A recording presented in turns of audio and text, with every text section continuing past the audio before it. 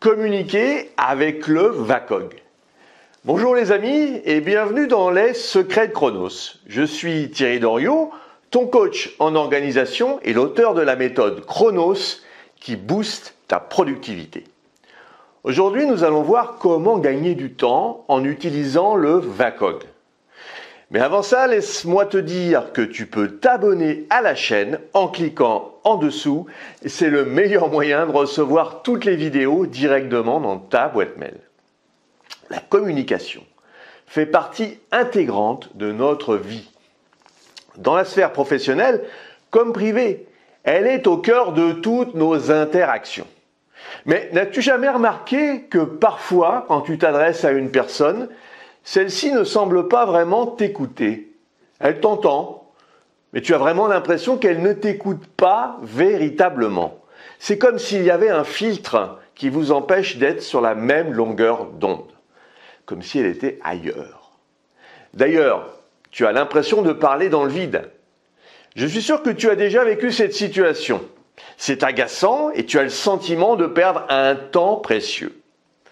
Grâce à la méthode VACOG, tu vas parvenir à mieux communiquer en attirant l'attention de ton interlocuteur à travers le sens qu'il utilise le plus lors de ces divers échanges.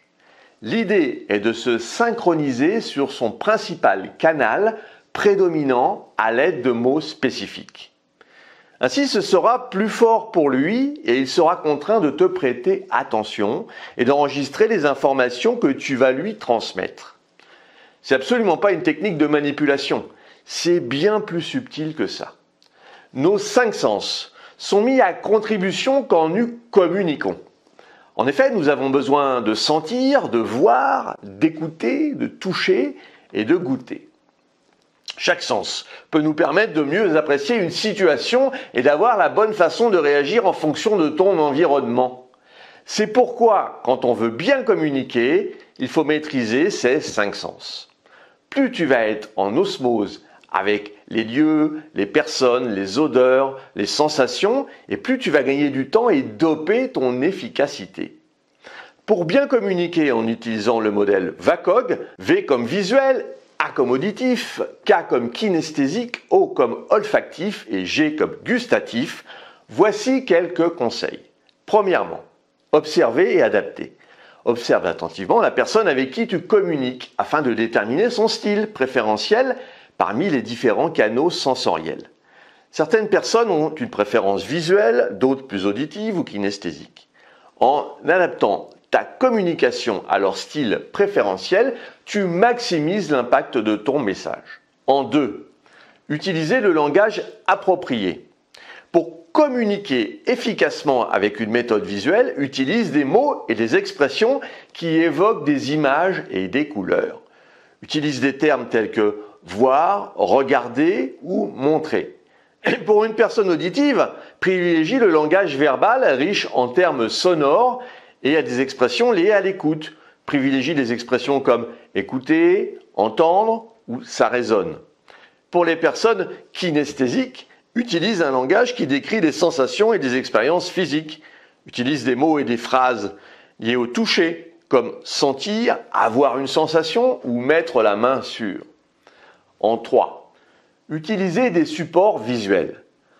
Pour les personnes ayant une préférence visuelle, utilise des supports visuels tels que des schémas, des graphiques, des images ou des présentations PowerPoint pour ton message. Cela leur permettra de mieux comprendre et de retenir les informations. En 4, faire attention à la voix et à la tonalité. Lorsque tu communiques avec des personnes auditives, sois attentive à ta voix et à la tonalité. Utilise une intonation claire et rythmée pour maintenir leur attention. Évite les distractions sonores qui pourraient les perturber. En 5, impliquer le corps. Les personnes kinesthésiques ont besoin de mouvements et de sensations physiques pour mieux comprendre. Donc tu vas utiliser des gestes, des démonstrations pratiques, des exemples concrets pour t'aider à saisir le sens de ton message.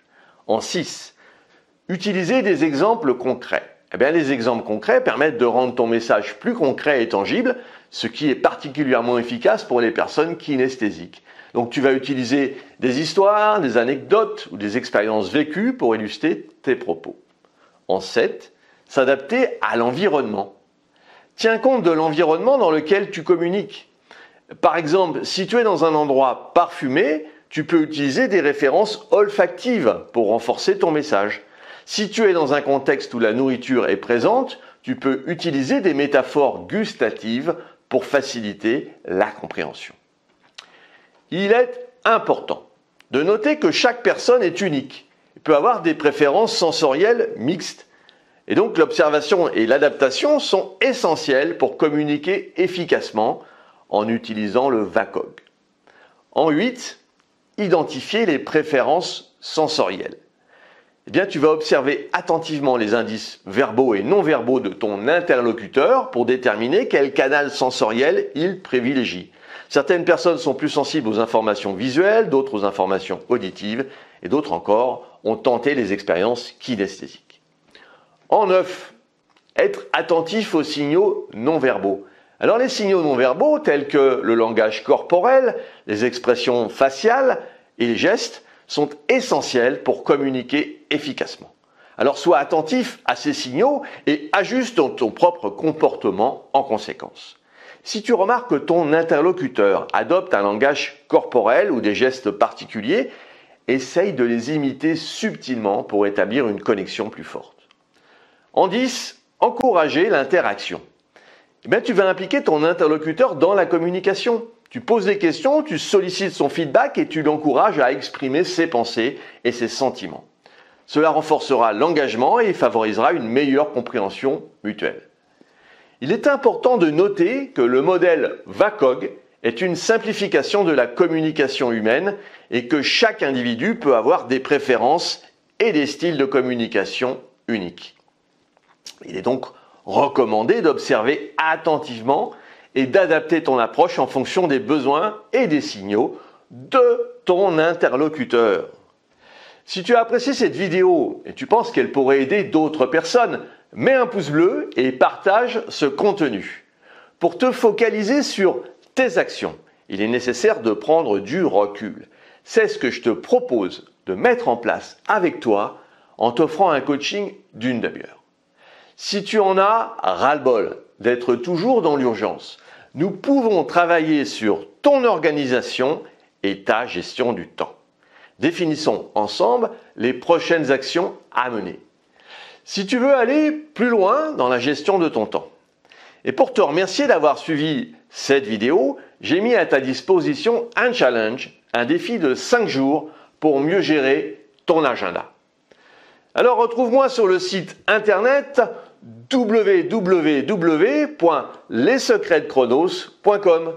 À très vite!